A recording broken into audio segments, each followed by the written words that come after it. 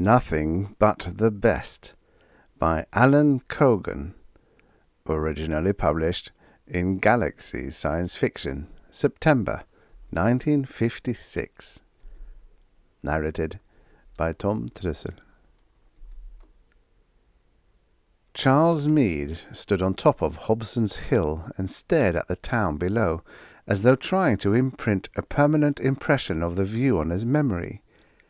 He paid particular attention to a wooden corrugated iron construction at the bottom of the hill by the railroad tracks, which bore the sign Finley's Lumber Company.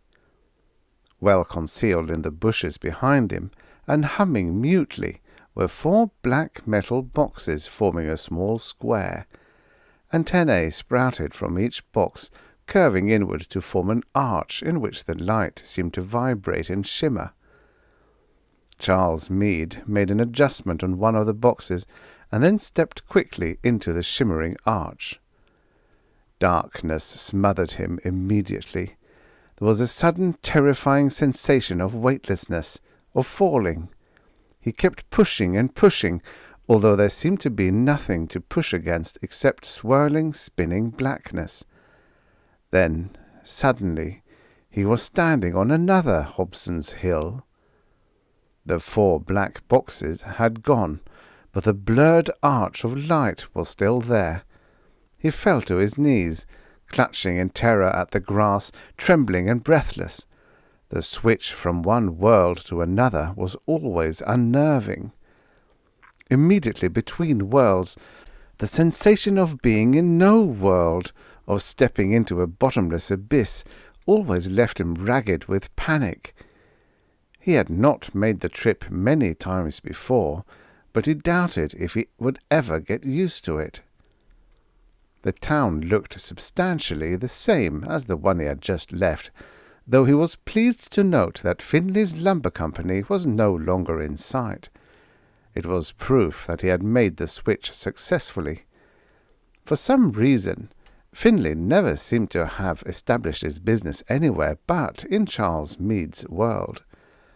There were similar changes in every world, some large changes, some small, but at least Hobson's Hill was always there, which was why he chose it as his jumping-off point.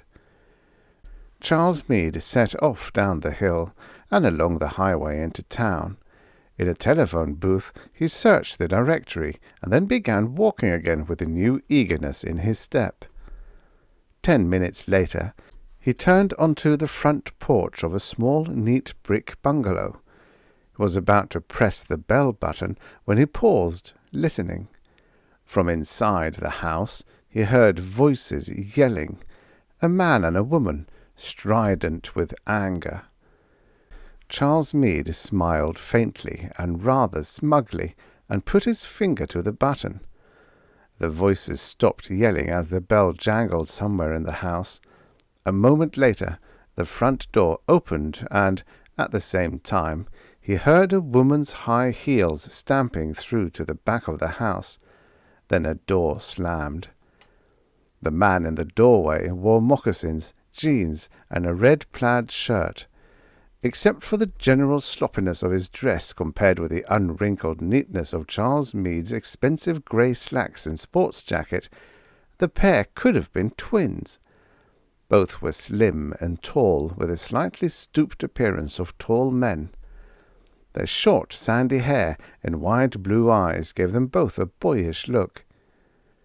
"Chuck Meade?" Charles Meade asked. This one was sure to be called Chuck, he thought. The man nodded, frowning slightly. "Good," said Charles. "That's my name, too. May I come in?" He pushed his way past the bewildered Chuck Meade, went into the living room, and sat down. He began the speech he had prepared. It was the first time he had said it aloud to anyone, and, as he talked, he became painfully aware of how foolish it sounded.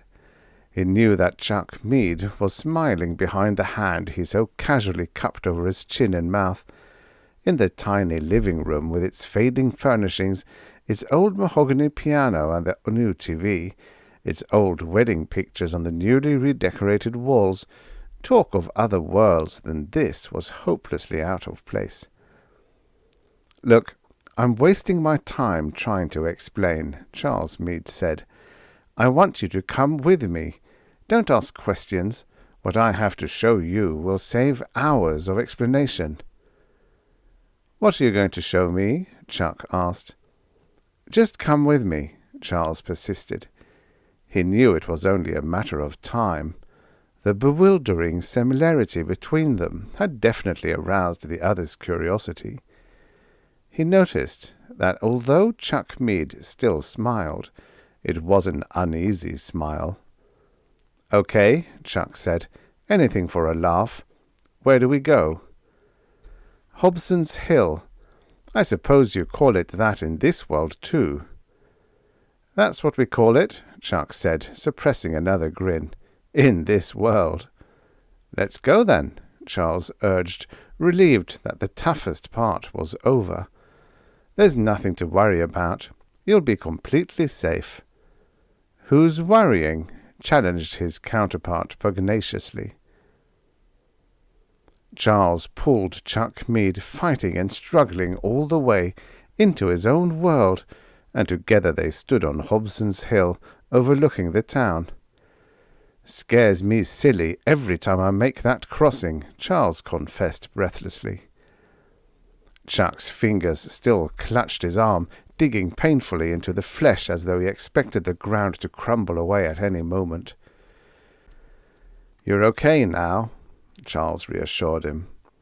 He pressed the switches on the square of black boxes, and the humming noise ceased. The arch collapsed. "Just look around you and see if this isn't a different world. You'll notice we have a Finley's Lumber Company here, which you don't have in your world. That's only one minor difference. Come on home with me, and I'll give you all the proof you could want." Charles Meade's home was a spacious villa set well back from the road in pleasant, handsomely kept grounds. They went inside, and Charles led the way upstairs to the den, a bright panelled room at the back of the house. "Nice place," Chuck said, awed. "I suppose it is," Charles agreed. "Sit down. We've got a lot to talk about." He poured drinks from a well-stocked cabinet and settled in an easy chair. "Now then, I want to know if you're really convinced of this business of other worlds." "Sure," Chuck said. "Unless you've got me doped or hypnotized or I'm dreaming or something. It all seems real enough." "It is real." Ice cubes clicked as Charles tilted his glass and drank. "Now let's get down to business. Just listen to what I have to say and don't interrupt. I want you to think for a moment about those times in your life when you've had to make a decision or choose between two alternative courses of action which would affect your whole life. Have you ever wondered, when you've made your choice, what would have happened if you had chosen the other alternative? For instance, if you arrived at a situation where two jobs were available and you chose one, wouldn't you sometimes wonder how things would have been if you had chosen the other job? I think I can show you," he continued, "that when we reach such situations and finally select a course of action, we also take the other course at the same time. I'm going to try to prove to you that an alternative world somehow comes into existence in which you live your other life. As a matter of fact, you and I sprang from one of these decisive moments. I'm pretty sure I know which one, too." He cut short his guest's protest with a quick wave of his hand. "You really can't argue with me about it. You've seen two worlds already. Surely you don't think it ends there? After all, we live in an infinite universe. Why shouldn't we be infinite creatures living out the infinite possibilities of our lives? Still, to return to you and me, your wife's name is Kathy, isn't it?" "Yeah, is yours?" "My wife is called Estelle. Does that mean anything to you?" Chuck put down his drink and straightened suddenly. "You mean Estelle Defoe?" "That's right. If you want to make sure we're talking about the same girl, go look out the window." Chuck stood up and leaned over the sill.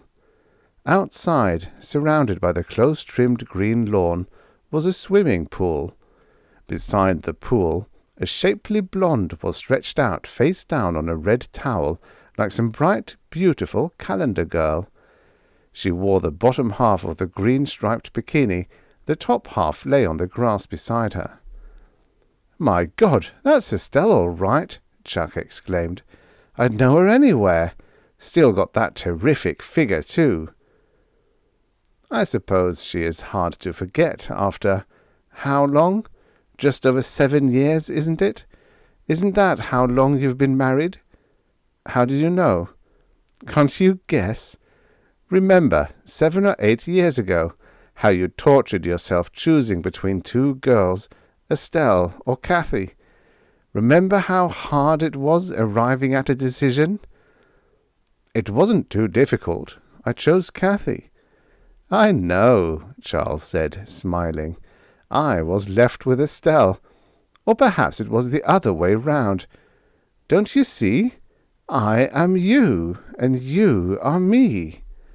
If there's any difference between us, it's only what the last 7 years have done to us. It was one of those decisions I spoke of, when one of us followed one path, leaving the other to explore the other path." "That's crazy. I happen to know Estelle married a major in the army years ago and went out west to live." "In your world, maybe," Charles said. "But the one in this world married me."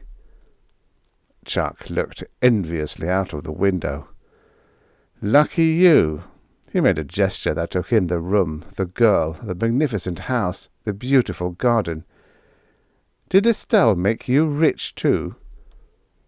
"Not the way you seem to be figuring. Her father gave me a job in his electronics business, and I did some profitable research for him. Now I'm a partner in the firm. We have a big plant on the other side of town. As a matter of fact, it was while I was in the lab out there that I stumbled on these alternate worlds. By sheer accident. I crossed into another world and almost scared myself to death. By the way," he went on, "what happened to you after you married Kathy? I often wondered what it would have been like being married to her." "It's all right, I guess," Chuck said. "We got married and bought a house. A couple of years ago I went into business on my own. Hi-fi and TV repairs. Business isn't too bad." He flashed another look at the golden girl sunning herself by the pool.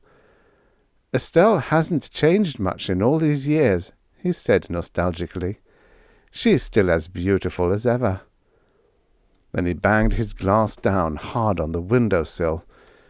"You must be trying to put something over on me. What's the gag?" "There's no gag," Charles assured him. "Besides, there's more to come." "Like what?" "I mentioned earlier about this being an infinite universe.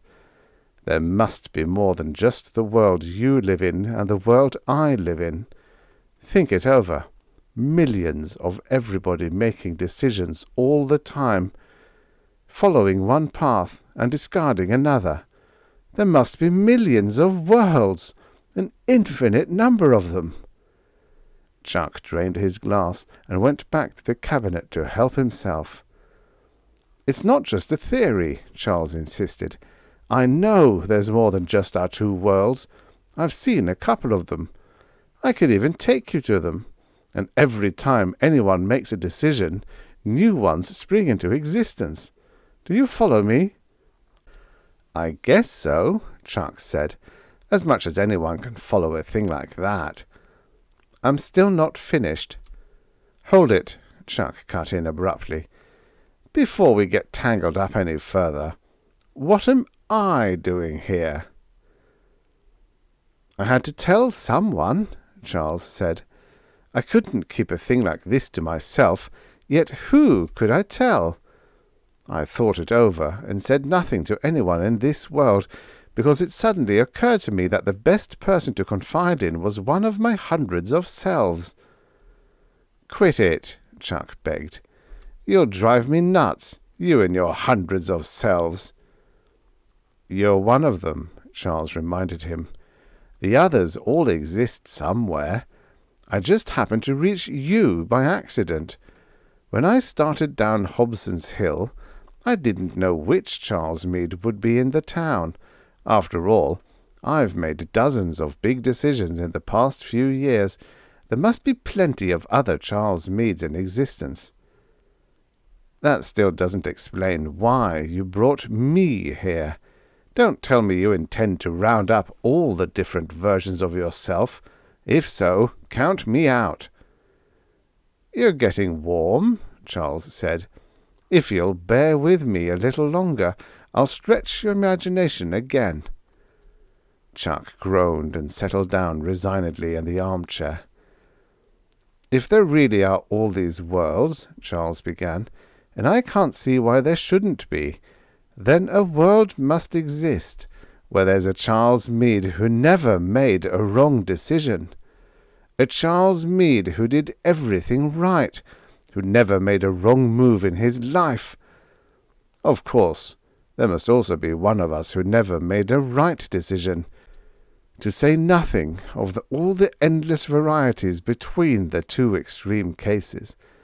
But of course, I'm not concerned with them." Chuck stood watching the sleeping girl by the ornamental pool, looking back, thinking back over 7 years. Then he went over to the cabinet and poured himself another drink, a strong one. "So what if there is a perfect Charles Meade somewhere? What about him?" "I'd like to see him," Charles said. "I'd like to see such a world. Wouldn't you?" "In your place? Not a chance. What's wrong with the world you're in now? It looks good to me. A lot better than mine. Beautiful wife, big house, big shot in the company." "It's a matter of what you're used to," Charles said dryly. "I hope you don't mind me saying this. We are brothers, more rather than less. When I called on you, I'm sure I heard you fighting with Cathy. Do you fight often?" "I guess we do," Charles said, "from time to time." "Estelle and I fight all the time. I still regret marrying her, even though I got rich because of it. Anyway, we don't get along. We don't even try to manage. There were plenty of times when I regretted not marrying Cathy. She seemed to me to be a nice, homey, comfortable sort of kid." "I hope you're not going to suggest we trade places," Chuck said. "Of course not. I told you, I'm searching for the perfect world. Charles Meade's Utopia." He raised his glass in a mock toast. "Want to come along?" Chuck Meade was silent, looking out of the window onto the lawn. The girl by the pool stirred briefly in her sunny slumber. "Weren't you ever happy with Estelle?" he asked. Charles shrugged. "I suppose I was at first, but we soon grew tired of each other. I was tied up with the business, and Estelle wanted a good time."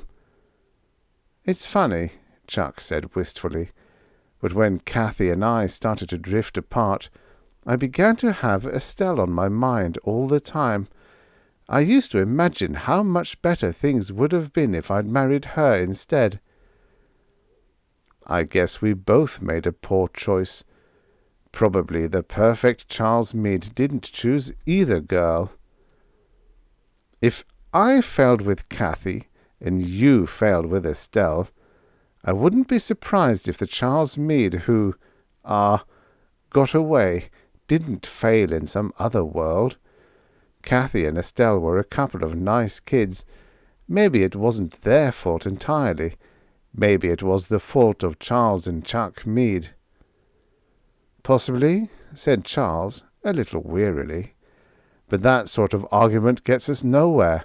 you still can't disprove that there isn't a perfect Charles Meade somewhere." "I doubt if he's perfect," Chuck said. "Making the correct decisions all the time doesn't necessarily make him perfect.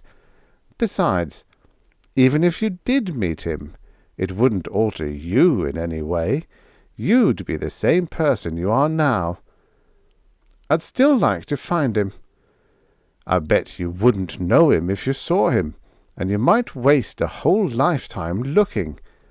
Then, if you did find him, what makes you think he'd want you hanging around?"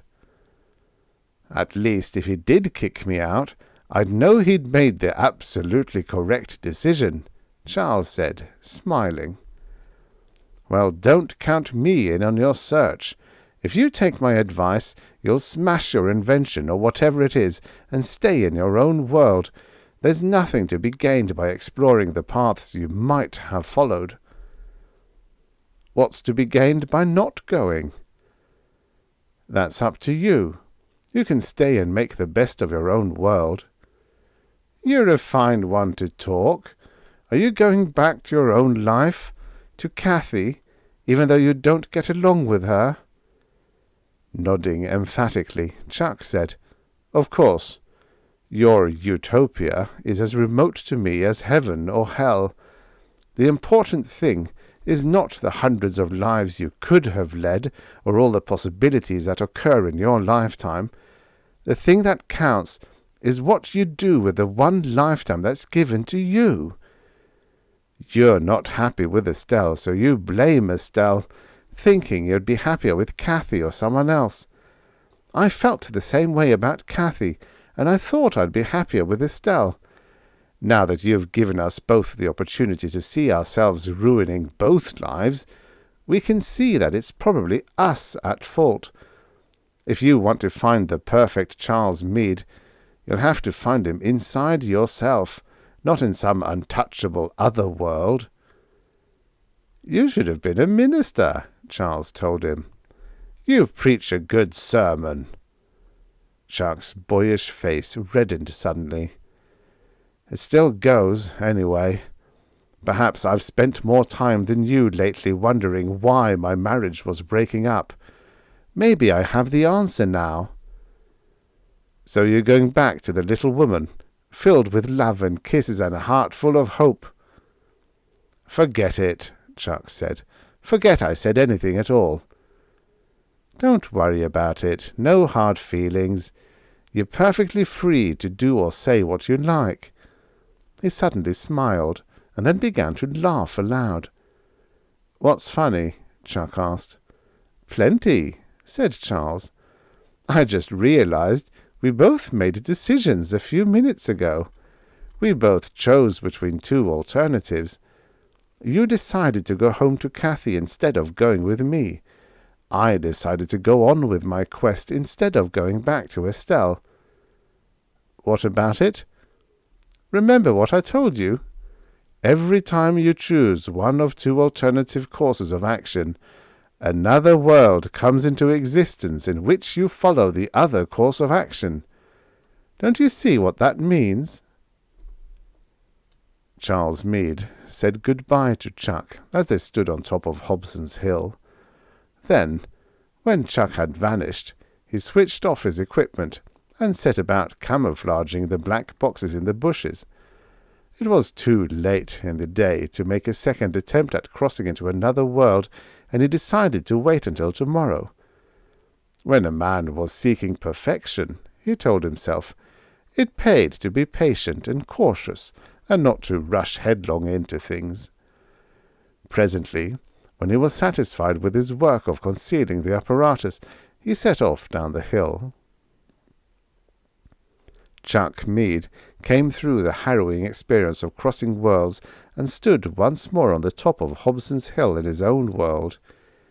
He glanced all around him, nervously reassuring himself that he was in his own world again. Then he took a crumpled cigarette from his shirt pocket and inhaled hungrily while he waited for his heart to stop its frantic hammering.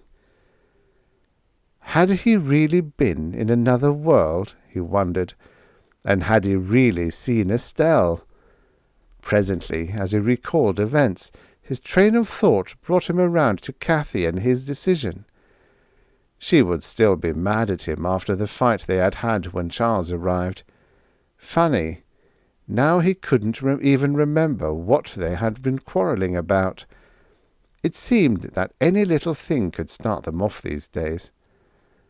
But it wasn't too late. He was sure of that now. The situation could still be repaired. There was still time. With a quick, determined gesture, he flung the cigarette away from him, and with a new spring in his stride, he set off down the hill. Somewhere in the infinite universe, among the myriad worlds and possibility, was a world born of a decision. In this world, Charles Meade stood on top of Hobson's Hill, dismantling his apparatus. He was finished with it, and was going to destroy it as soon as he got home. Chuck had been right. He was a fool to think of leaving Estelle for a mad dream. Strange, he thought, the way he had neglected her all these years. A girl like Estelle needed warmth and gaiety and affection, not the boorish neglect of an idiot who wished he was in another world. He was lucky, he realized, that she was still there to go home to. With the act of making his decision, he felt a new peace of mind he had not experienced in years. At least, he was about to tackle a problem within his grasp, not some ridiculous and impossible hunt through an infinity of alien worlds. He shook his head, genuinely puzzled. How on earth could he have ever considered such an absurd notion? He wondered as he shouldered his equipment and set off down the hill. In yet another world, also born of a decision, Charles and Chuck Meade emerged on top of Hobson's Hill. They looked about them eagerly, pointing out the landmarks in the town below. "This one's really different," Charles said excitedly. "Look, there's no lumber yard, and not even any railroad tracks. And that tall grey building downtown is new too." "Let's go," Chuck urged. "Let's take a look." "Take it easy," Charles cautioned, his hand on Chuck's arm. "We'll have to be careful about this. Remember, we're looking for the best, the perfect world." "Okay," Chuck said. "Even if it takes a lifetime, we settle for nothing but the best." And together, like two wise men off to seek truth itself, and, at the same time, like two schoolboys on some youthful adventure, they set off down the hill. The end. Subscribe for your daily stories of futures past. You know, many of these stories were written in a time where 50 years ago was in the future.